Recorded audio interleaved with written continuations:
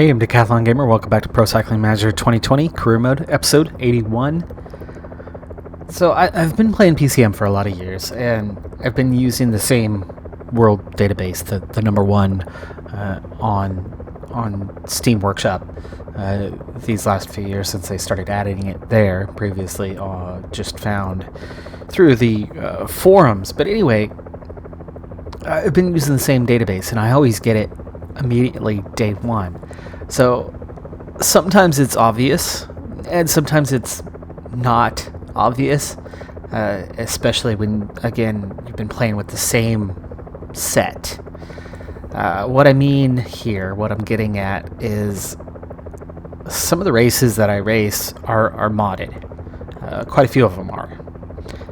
And I don't know which ones are which. I don't know which ones are authentic from the developers. I don't know which ones are from the community.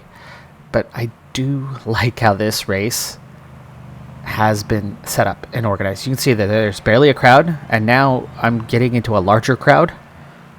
The crowd's growing. And now I'm getting into a massive crowd. And there's the finish line. And then after the finish line, start of the next circuit, barely any crowd.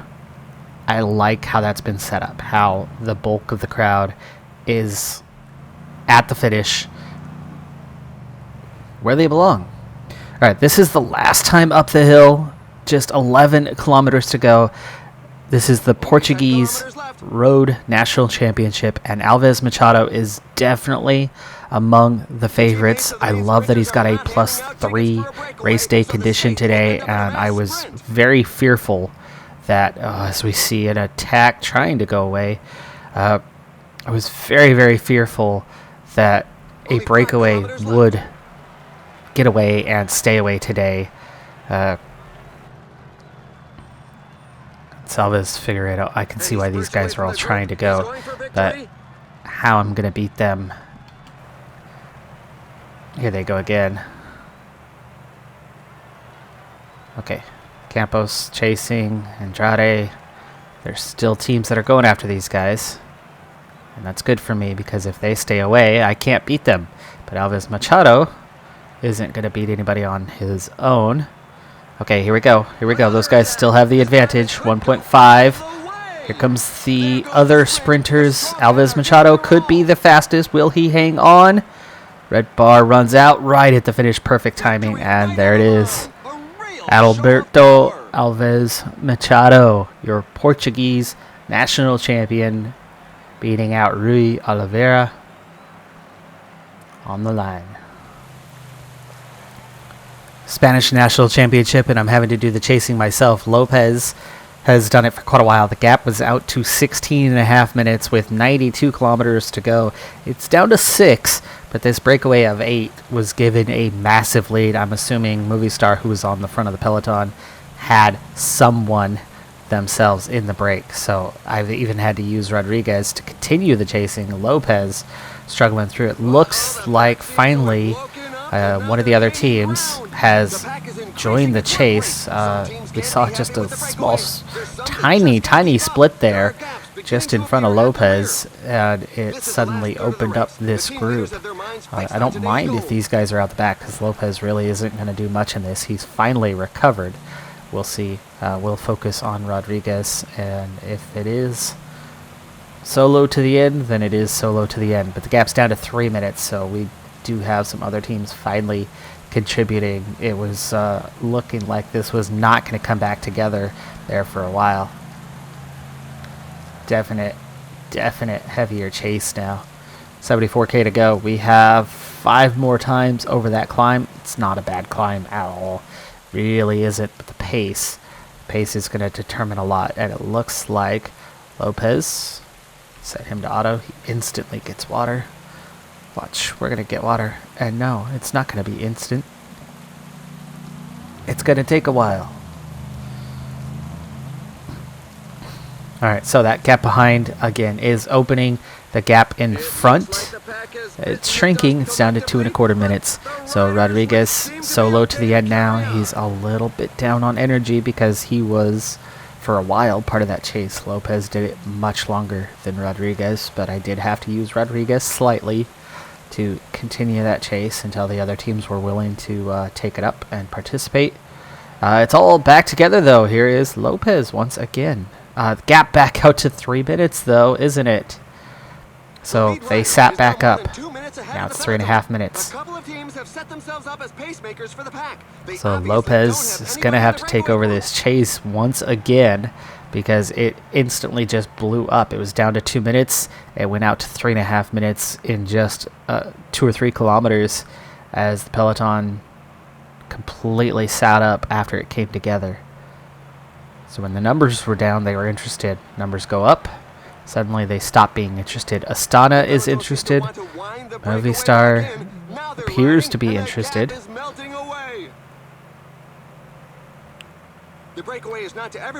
When I'm interested, they seem interested. If I'm not, they're sitting up.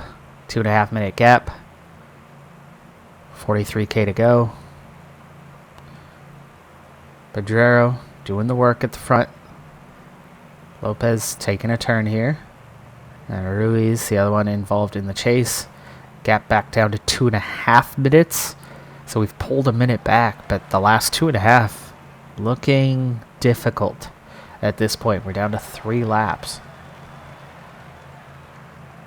See, 6%, 7%. That's all we're hitting. 7.6, 7.9.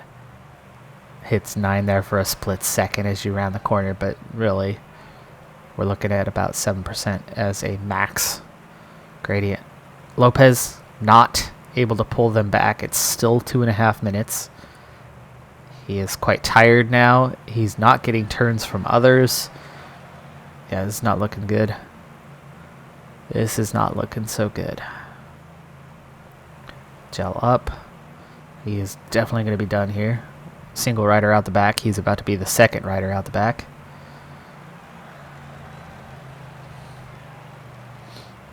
There's a sustained rhythm at the moment. Some riders definitely won't be able to keep up. Lopez still on the front, despite having 0 energy. That's a really bad sign because there's the gap back out to 3 minutes already. Now we see an attack, or is that a chase? No, it's an attack. It's an attack. Counter-attack by Ian Itzagiri.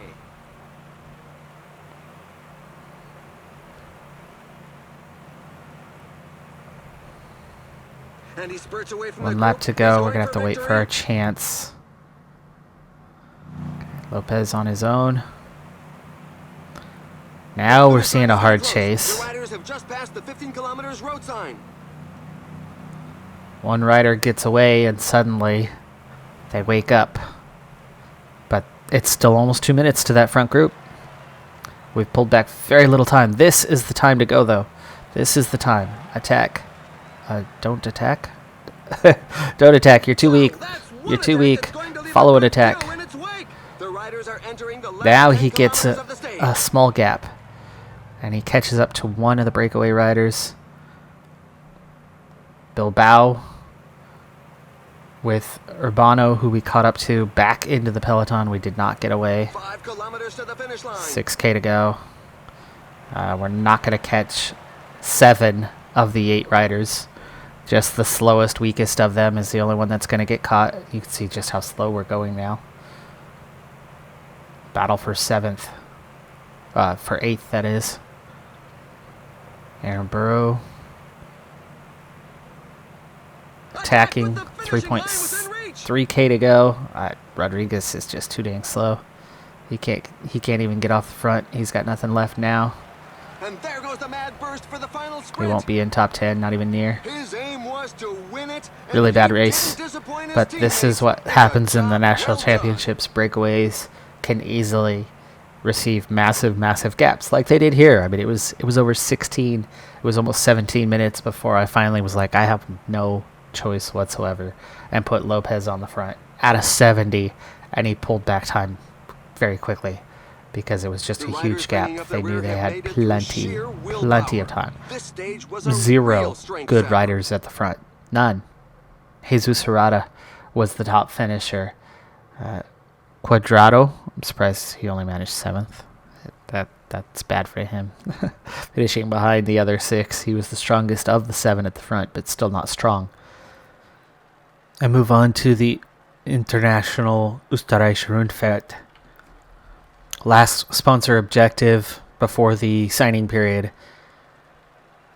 And we begin with what's literally the worst event of the entire season. Rodriguez wearing his national champions jersey for the first time, and here's why it's the worst event. 800-meter time trial, uphill. There is no telling how much effort to put into it. It's a crapshoot. It's a wild guess. You have no time to judge and figure out how much effort to use. You can see Rodriguez, ton of energy left. Went nowhere near hard enough. He was one of my top 3 guys. Killen, also one of my top 3 guys. He's going to be up pretty soon, so hopefully we can figure this out with Rainsford. 99 is clearly too hard. Okay, 96 is too hard. 94. Okay, 94 is looking much closer. That's still drained a little too hard, too fast. So, low 90s though. And now I gotta figure out, see if we can get it right with Killen.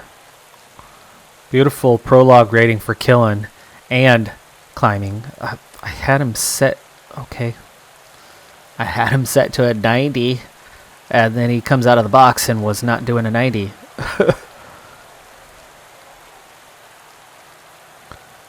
Fourth, 5 seconds down. That's pacing. Otherwise, he would have been higher. It's a good time, but it would have been higher if it was set to what I set it to. But then it came out of the box with a different rating than what I picked. That was awesome. Alright, it's too short. It's too fast. Who has an 800-meter time trial? Seriously. Let me know.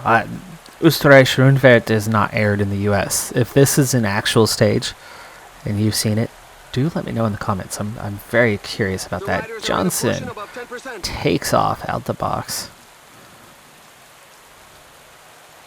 Climbing rating is the main thing because it's way above. It's not even your prologue rating. This should be, what, hills? Jared Drisner's must have been on a +5 today to have that kind of time. Alright, here we go again. 79 mountain, 77 hills, 78 time trial, 82 prologue, +4 race day condition for Danny Ginn, and yet he somehow came out of the box down on energy right from the beginning. Still ends up 4th place, 6 seconds down, right? Why? Why? With that condition and timed right. That's not a bad time though. It's not. That's a good time. Ginn and Johnson both in the top 5. At this point it looks pretty clear. Along with Killen, still just 11th place. That we're going to be riding for a combination of those 3 riders. Everybody else in support the rest of this race. Following 2 sprint stages, we move on to stage number 4. So the objective for this race is to finish in the top 5. And today, it's a little bit challenging as there is some definite push, definite pace out there, but we're doing okay. Berwick really hurt by going to get water there.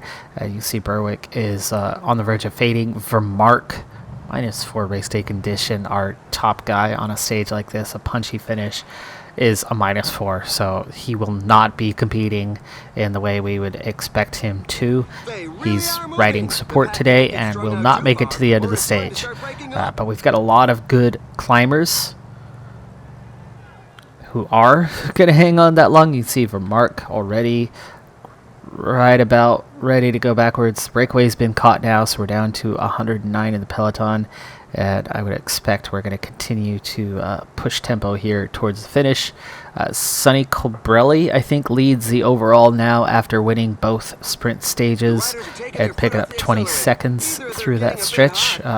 Not for certain on that, We do have a sprint point coming up, but I don't have any sprinters, so I'm not going to worry about challenging that.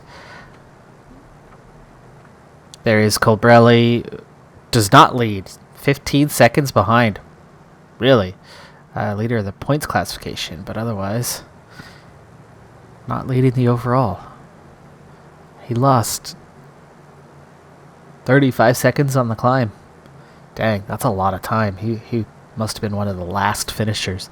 Okay, so we're down to 100 in the peloton. Berwick for Mark are both here and actually recovering a little bit as we approach the finish. We have 13 kilometers to go. I will be setting up a sprint train for this one because I would very much like to be out front at the base of the climb and then attack as a group. So with 11k to go, let's go ahead and get on with that task. Berwick won't be of use to us. For Mark, though, has recovered a little, so that's nice. Figured out who to go with, though. It's definitely not going to be Rodriguez. Johnson's +4 looking really good. 80 mountain, 76 hill, meaning they could probably do just fine in the back of the group and not be hurt. Only 7 seconds off the front of the race. Rainsford looks pretty dang quick, too, so a strong lead out, but Ginn is the one on time. So Johnson and Ginn. Killen was good on time too, 76, 74. I wonder if I should just put Killen at the back, try to hang on, ride protection, Rainsford. Okay, Rodriguez. And for Mark, it's going to happen pretty quick anyway, so 10.9. Okay, we'll go about a 93 to start, about a 91. Remark's already up front for us, which is nice. We get an order pretty quickly on this. So Rodriguez, gel up. Okay, under 9k to go. Nobody's making contact from behind. So we're down to 91 riders in contention. Gel up for Rainsford. And now Rodriguez. Up the pace, 7k to go.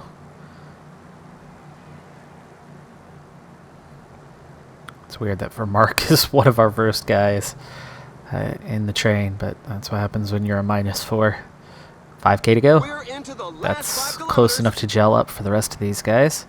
Rodriguez not hurting any of his teammates, which is nice, and we hit the base, so now he's going to go 99. The riders are in a portion above 10%. And now it's all about trying to just stay out front. We don't want to have to sprint. We want to just be able to go fast enough to stay out front. 2.5k to go.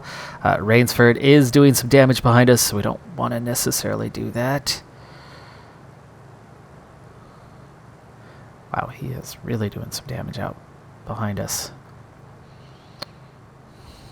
These guys are staying on his wheel. Can anybody else? Here's what I want to do with David Killen. Killen, you're just going to drop off the pace a little bit. You're going to drop off the pace some more. Open a gap. All right. So it worked for a moment. Carthy's there, and Tollett jumped through that gap really fast. That was insane. Okay, so Killen back to a 99, and okay, go like that. Rainsford's done his job. Ginn is going to sprint for like 5 seconds. And they're off. It's going to be very fast. And now Johnson. Come on, Johnson. Work your way back forward. Do your magic. Do your magic. Not going to lose time here, I don't think, but okay, 99 sprint. Everybody sprint. Oh, game. Game, don't freeze. I didn't pause you, but okay. Everybody sprint. Alright, Tollett. We'll have to look at Tollett. It's not somebody I know. Yermakov second. Drisner's third. We'll have to look at them too, because that's another strong performance for Drisner's Mr. +5 race day condition, or at least so I thought, on stage 1. Guerrero. There's Yates. Johnson grabs 6th ahead of Hugh Carthy. Rainsford 8th. Ginn is 11th. I don't see any time gaps coming here. I mean, this is really just time bonuses for top 3.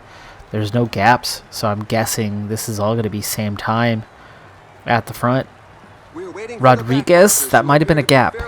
rumors I in hope this that was a gap to difficult race. Rodriguez. I would love Rodriguez to be the beginning of second group on the road, because all of a sudden you're down to 25 contenders. Please. I'd appreciate that, because that would be a healthy gap to Rodriguez.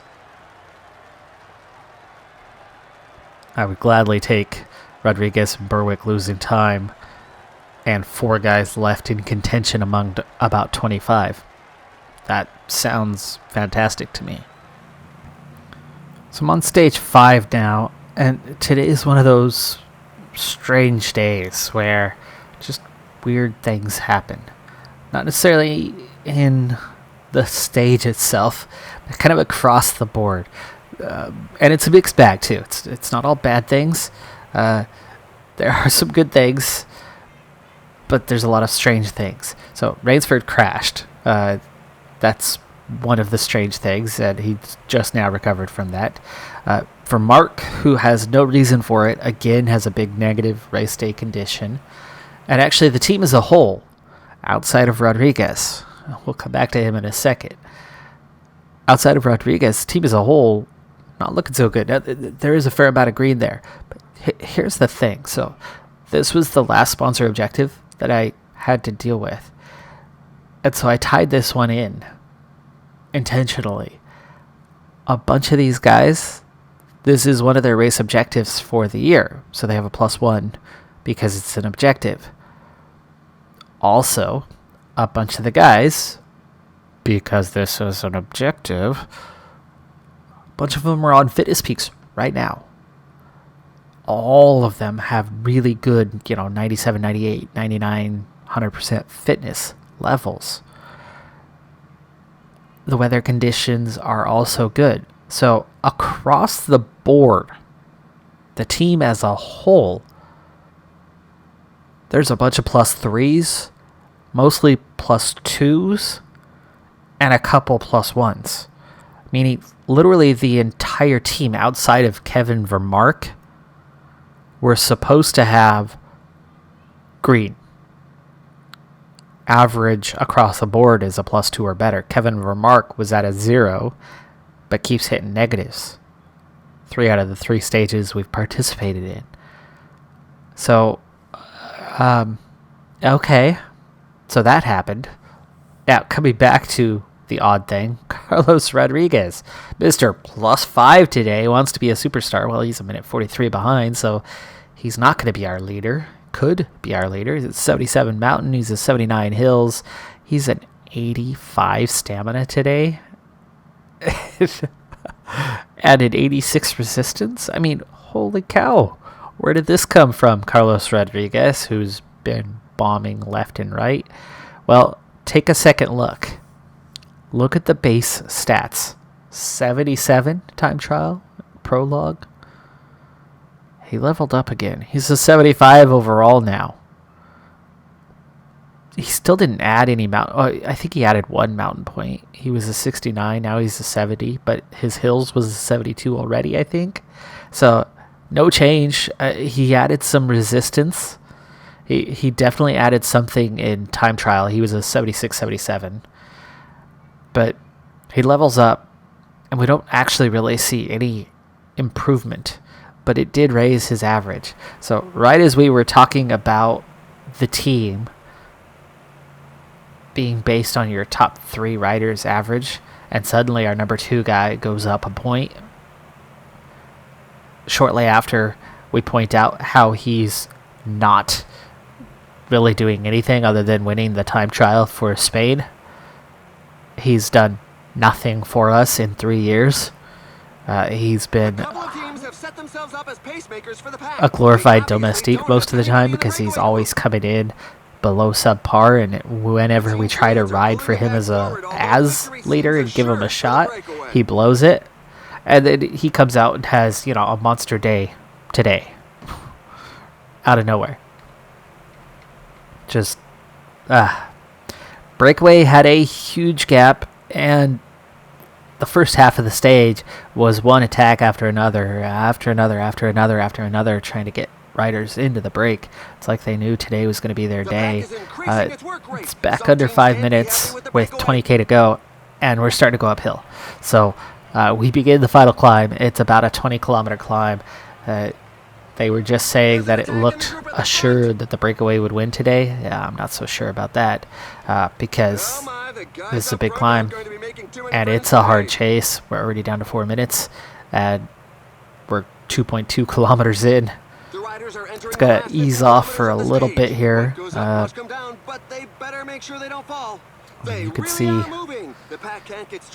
our support riders are already nearly done. Now, we went through that easier period, and that's 5K out of the way. So, I mean, we made it through there. But David Killen, one of our top guys, already going backwards. Rodriguez, what happened to you? Rodriguez on his own. Look how far back he is. What the heck? Okay, Killen. I was surprised about for Mark there. Rodriguez. Peloton's down to 52 just like that, but Rodriguez somehow has managed to bottle it and go right to the back of the group.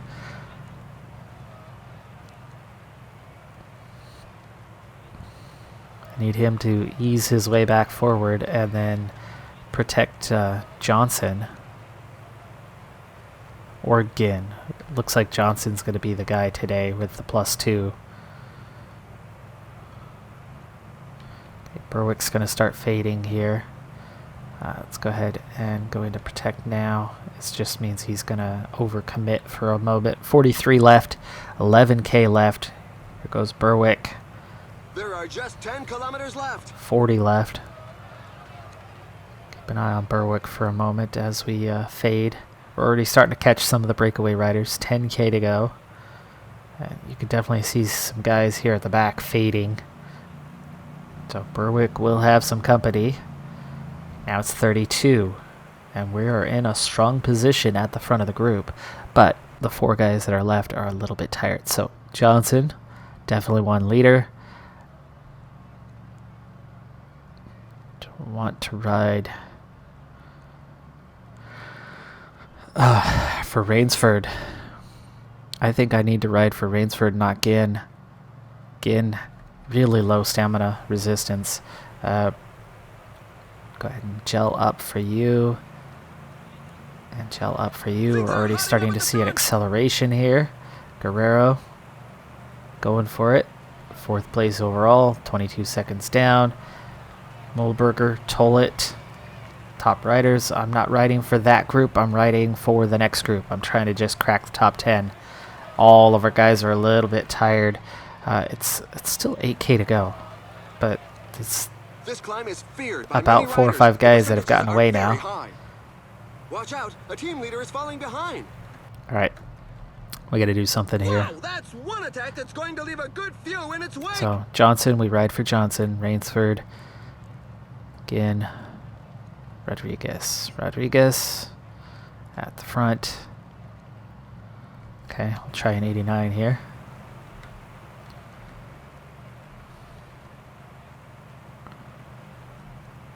Come on, Rainsford.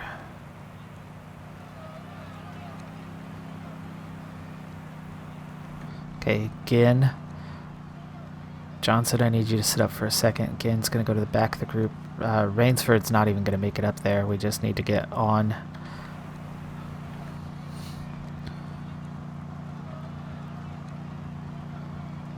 Set these guys to auto. Rainsford, you haven't even used your gel. 7K. I mean, that was 1 kilometer.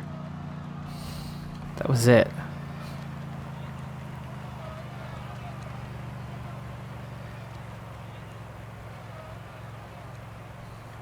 Rodriguez was just trying to hold position.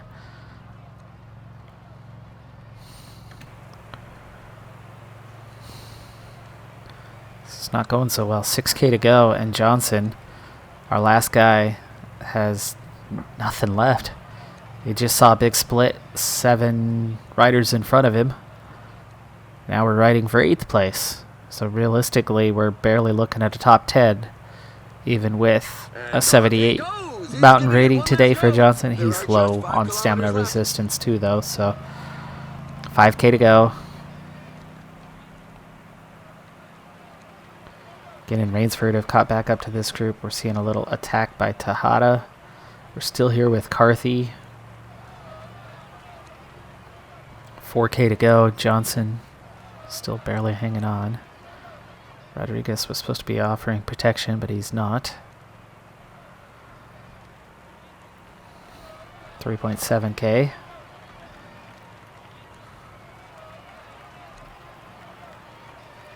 $12 in this chase group. 3K to go. All these decent climbers, and we just could not put anything together. But this is what I was talking about. We should have had so much more green than what we had today as a group, as an average. The whole team should have been +2 or better, other than Vermark. And Vermark should have been a 0. I mean, that hurts our chances. This race really doesn't matter. I mean, we have cruised to our rating for the year, but or evaluation from the sponsor. That doesn't mean I wanted to lose. I wanted to do better than this. This is disappointing that we weren't able to do better. That Johnson, with a 78 mountain, couldn't do more than this far back. At least he's going to get within the final kilometer before the finish of this race. But I'm going to have a tough time finishing with this group. I think Carthy alone could just ride away from us along with a couple other guys. Yermakov takes the stage solo, 30 seconds ahead of Guerrero. Tollett third, Yates fourth. We saw Yates just a little while ago, so that there wasn't a big gap. Here's the acceleration. We can't accelerate too hard, though. Come around the corner to the finish. So we're not missing massively. I mean, we're still battling for a top 10 here. In fact, we'll finish the stage in the top 10. We are actually going to beat Carthy to the line to take 9th on the stage. And there's actually gaps behind us. We did better than I expected on that. Rodriguez takes 16th. Rainsford here, Ginn here, sprinting it out for the line. They'll be in the top 20. One of them, maybe. Oh! Dana beats both of them to the line. They take 21st, 22nd, so they're in top 25 anyway. Not a great finish because our top 5 is very much in jeopardy now. Johnson just inside the top 10. Rodriguez 16th. He was already down in the order.